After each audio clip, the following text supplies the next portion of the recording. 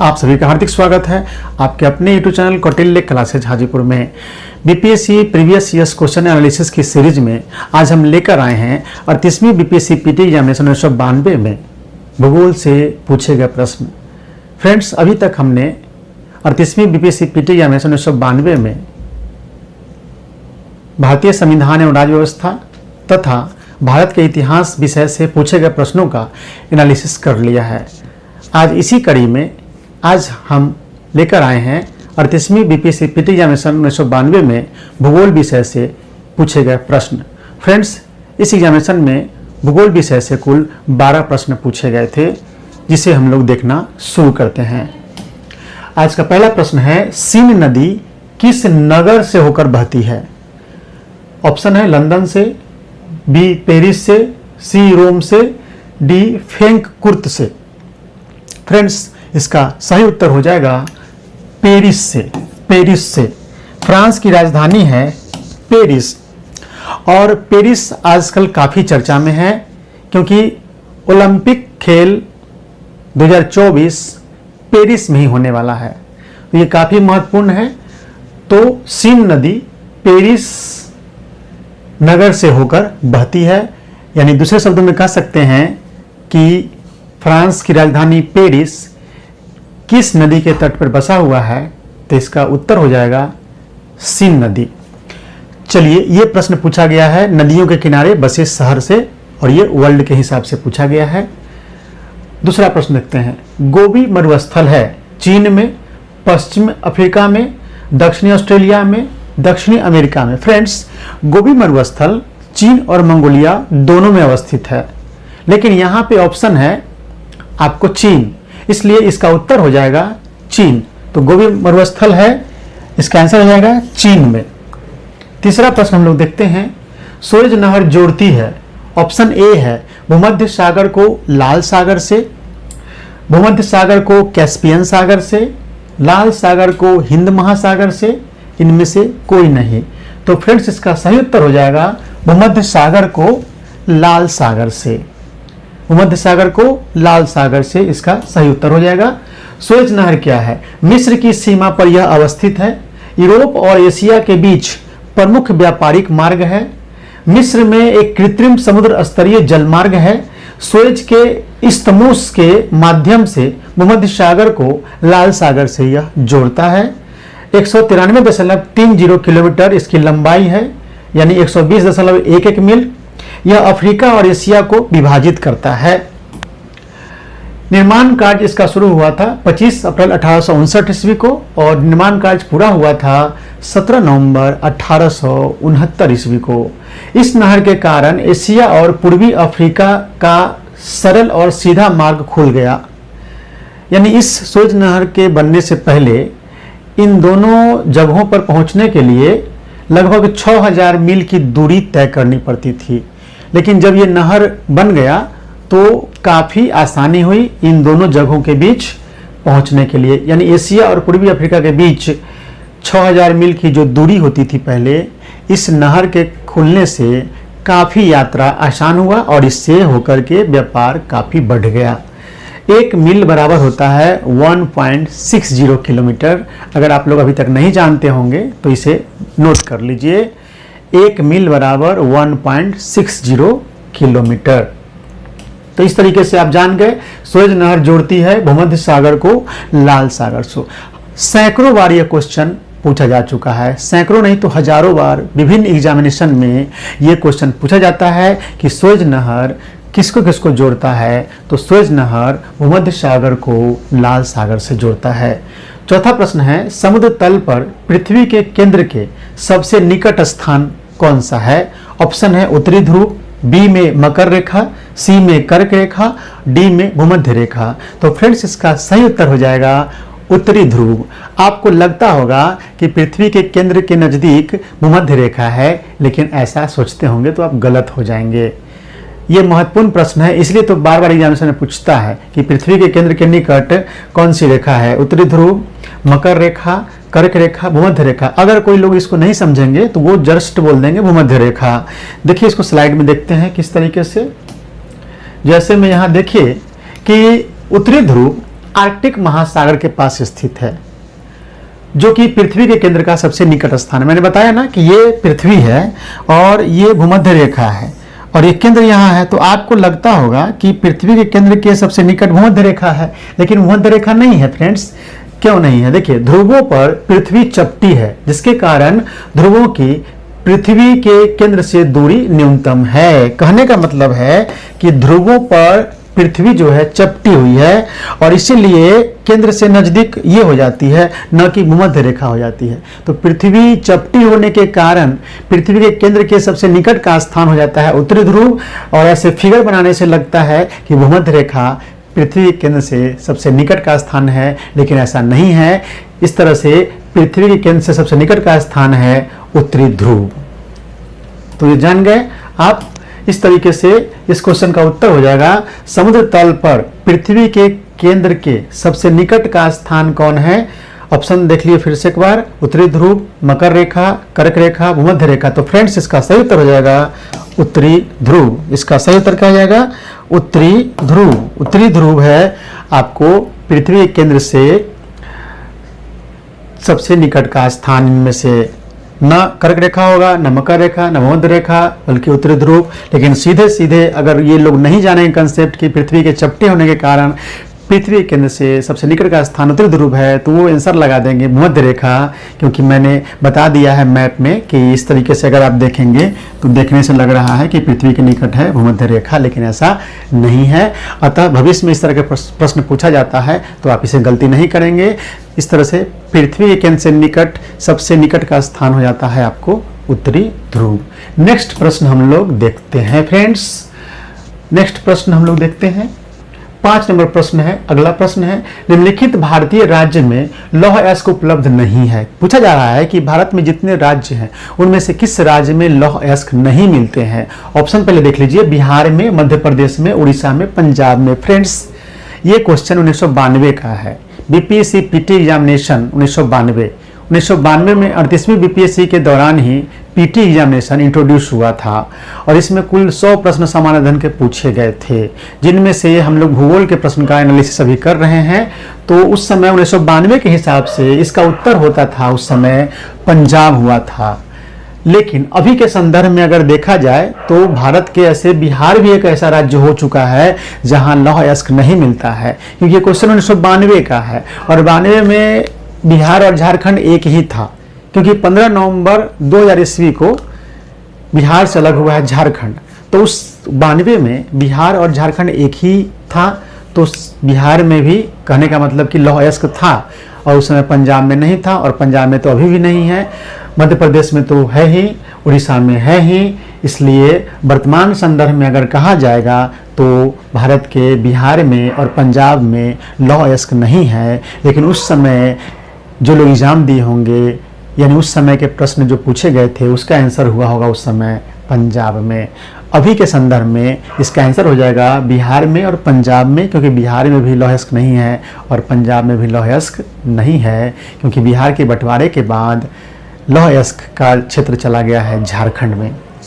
6 number question है, मुंडा जनजातियां अधिकांशतः बसी हैं मध्य प्रदेश में, उत्तर प्रदेश में, असम में, बिहार में।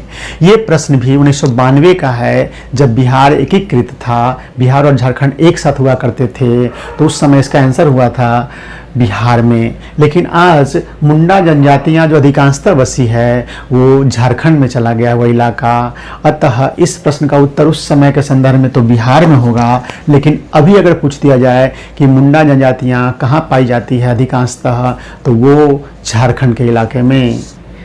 नेक्स्ट प्रश्न हम लोग देखते हैं 7 नंबर, भारत में बिहार की जनसंख्या है सर्वाधिक, दूसरा सबसे अधिक, तीसरा सबसे अधिक, चौथा सबसे अधिक। तो फ्रेंड्स 2011 की जनगणना को हम लोग देखते हैं तो इसका आंसर हो जाएगा तीसरा सबसे अधिक।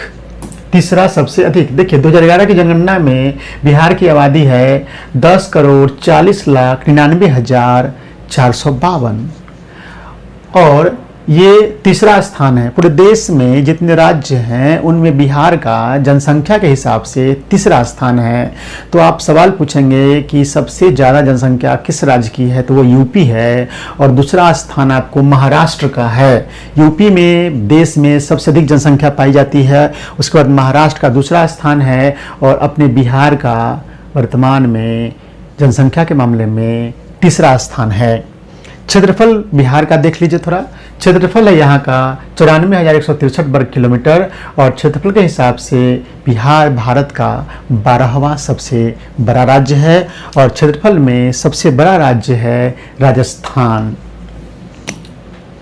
तो इस तरीके से आपने देखा।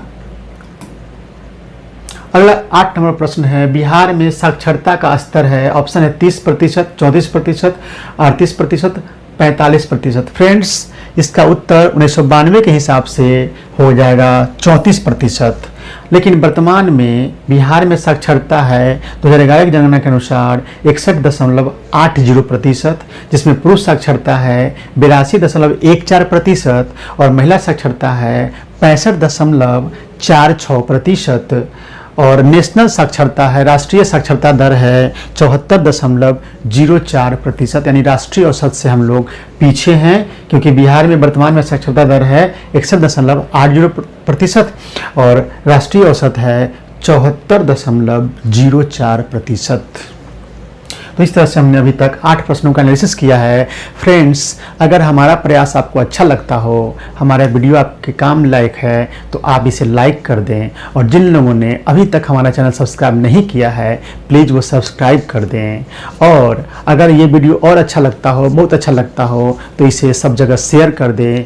आपके फ्रेंड्स, आपके संबंधी, आपके मित्रगण भी इस तरह के वीडियो देख करके लाभान्वित होंगे और सफलता प्राप्त करेंगे। नेक्स्ट प्रश्न हम लोग देखते हैं। 9 नंबर क्वेश्चन है, बिहार राज्य अवस्थित है निम्न देशांतरों के मध्य। पहला ऑप्शन है लगभग 84 डिग्री पूर्व से 88 डिग्री पूर्व तक, दूसरा है लगभग 80 डिग्री पूर्व से 84 डिग्री पूर्व तक, लगभग 80 डिग्री पूर्व से 88 डिग्री पूर्व तक, इनमें से कोई नहीं। फ्रेंड्स, जब ये क्वेश्चन पूछा गया था 1992 में, उस समय इसका उत्तर हो जाएगा लगभग 84 डिग्री पूर्व से 88 डिग्री पूर्व में देशांतरीय विस्तार है। लेकिन वर्तमान में इसका देशांतरीय विस्तार विभाजन के बाद, यानी बिहार का जब बंटवारा हुआ है 2000 ईस्वी में, उसके बाद बिहार का देशांतरीय विस्तार है 83 डिग्री 19 मिनट 50 सेकेंड पूर्वी देशांतर से 88 डिग्री 17 मिनट 40 सेकेंड पूर्वी देशांतर तक। तो ये वर्तमान में बिहार का विस्तार है 83 डिग्री 19 मिनट 50 सेकेंड पूर्वी देशांतर से 88 डिग्री 17 मिनट 40 सेकेंड पूर्वी देशांतर तक। लेकिन उस समय जो क्वेश्चन पूछा गया था, तो उस समय बिहार का देशांतरीय विस्तार था, जब बिहार झारखंड दोनों एक साथ था, 84 डिग्री पूर्व से 88 डिग्री पूर्व तक। फ्रेंड्स, विभाजन के पश्चात बिहार का अक्षांशीय विस्तार है 24 डिग्री 20 मिनट 10 सेकेंड उत्तरी अक्षांश से 27 डिग्री 31 मिनट 15 सेकेंड उत्तरी अक्षांश तक। नेक्स्ट प्रश्न 10वां नंबर देखिए, चिपको आंदोलन है, ऑप्शन ए छुआछूत रोकने के लिए आंदोलन, वृक्षों को बचाने के लिए आंदोलन, दुग्ध उत्पादन के लिए एक संघ है, इनमें से कोई नहीं है। तो फ्रेंड्स, इसका सही उत्तर हो जाएगा वृक्षों को बचाने के लिए आंदोलन। 1970 के दशक में आज जो उत्तराखंड दिख रहा है, उस इलाके में वहाँ के किसानों ने पेड़ को बचाने के लिए पेड़ को गले लगा लेते थे, और इस तरह से पेड़ों की रक्षा करने के लिए और पर्यावरण के संरक्षण के लिए चलाया गया यह आंदोलन कहलाया चिपको आंदोलन। क्योंकि पेड़ों की रक्षा के लिए लोग पेड़ों से चिपक जाते थे, और जब पेड़ काटने वाले आते थे, व्यापारी कटवाने वाले, तो वो व्यक्ति घूमकर चले जाते थे, और इस तरह से इस आंदोलन का नाम पड़ा चिपको आंदोलन। यह 1970 के दशक में उत्तराखंड का आंदोलन था, और इसका नेतृत्व किया था सुंदरलाल बहुगुणा ने। वृक्षों को बचाने और पर्यावरण की रक्षा के लिए चलाया गया आंदोलन उत्तराखंड के क्षेत्र में, इसके प्रणेता थे सुंदरलाल बहुगुणा। 11 नंबर प्रश्न, लक्षद्वीप टापू अवस्थित है दक्षिण पश्चिमी भारत में, दक्षिण पूर्वी भारत में, पश्चिम बंगाल के निकट पूर्वी भारत में। फ्रेंड्स, अगर आप इस तरीके से भारत का मैप देखेंगे, तो ये जो आपका इलाका है ये आपको दक्षिण है, उसके बाद ये उत्तर हो जाता है, ऊपर में उत्तर होता है, उसके बाद ये पूरब का इलाका हुआ, ईस्ट का, इधर वेस्ट हो जाता है। तो फ्रेंड्स आप सभी लोग जानते हैं कि इस इलाके को हम लोग कहते हैं अरब सागर। क्या बोलते हैं? अरब सागर। इधर हो जाता है बंगाल की खाड़ी, और नीचे हो जाता है हिंद महासागर। तो फ्रेंड्स इधर अंडमान निकोबार द्वीप समूह का क्षेत्र है बंगाल की खाड़ी में, और इधर अरब सागर में लक्षद्वीप है। ये लक्षद्वीप का इलाका, इधर लक्षद्वीप मिलते हैं आपको, लक्षद्वीप समूह है। तो फ्रेंड्स अब दिशा का ज्ञान देखिए, अगर इस तरीके से दिशा होता है तो ये तो उत्तर हो गया, ये दक्षिण हो गया, ये पूरब हो गया, ये पश्चिम हो गया। तो ये देखिए, इसको अब यहाँ पे रखिए इस मैप में, तो ये इधर का इलाका है, इधर वाला इलाके में है तो इधर हो गया, तो ये हो गया दक्षिण पश्चिम भारत में। इधर अंडमान निकोबार हो जाता है दक्षिण पूरब भारत में। तो इस तरीके से इसका उत्तर हो जाएगा। देख सकते हैं ना, इसको अगर इस पर मैप ऐसे रखिएगा तो लक्षद्वीप किधर हुआ? तो लक्षद्वीप किधर है? आपको दक्षिण पश्चिम भारत में है। तो इसका सही उत्तर हो जाएगा दक्षिण पश्चिम भारत में लक्षद्वीप अवस्थित है। और कोई पूछे कि अंडमान निकोबार द्वीप समूह किधर अवस्थित है, तो दक्षिण पूरब में है, इस इलाके में है। तो यहाँ पे तो प्रश्न है कि लक्षद्वीप टापू अवस्थित है दक्षिण पश्चिम भारत में, इसका उत्तर हो जाएगा दक्षिण पूर्वी भारत में ऑप्शन है। तो दक्षिण पूर्वी भारत इधर है, तो इधर अंडमान निकोबार द्वीप समूह है। इस तरीके से इसका उत्तर हो जाएगा लक्षद्वीप टापू अवस्थित है दक्षिण पश्चिम भारत में। आज का ज्योग्राफी का 12वां और अंतिम प्रश्न है, ओजोन परत बताता है अंटार्कटिका की वायुमंडलीय स्थिति को, शनि ग्रह पर की गई आधुनिक खोज को। सी में ऑप्शन है पृथ्वी की सतह से लगभग 1.20 किलोमीटर नीचे की परत, और डी ऑप्शन है पृथ्वी की सतह से 15 से 20 किलोमीटर ऊपर में वायुमंडल की परत। तो फ्रेंड्स इसका सही उत्तर हो जाएगा डी, पृथ्वी की सतह से वायुमंडल। आप सभी लोग जानते हैं कि वायुमंडल हम लोग पढ़ते हैं, तो सब लोग पढ़ते हैं क्षोमंडल, समताप मंडल, इस तरीके से। उसके बाद आपको मिलेगा ओजोन की परत। तो ओजोन परत जो क्या है, तो पृथ्वी की सतह से 15 से 20 किलोमीटर ऊपर जाने पर जो वायुमंडल की परत है वह ओजोन परत है। और यह ओजोन परत ही परावैंगनी किरणों जो आती है सूर्य से, उनको पृथ्वी पर आने से रोकती है। तो काफ़ी महत्वपूर्ण है यह ओजोन परत। तो वायुमंडल की परत है जो पृथ्वी की सतह से 15 से 20 किलोमीटर के ऊपर की ऊंचाई में अवस्थित है, और यह क्या करती है, तो सूर्य से आने वाली परावैंगनी किरणों को पृथ्वी पर आने से रोकती है।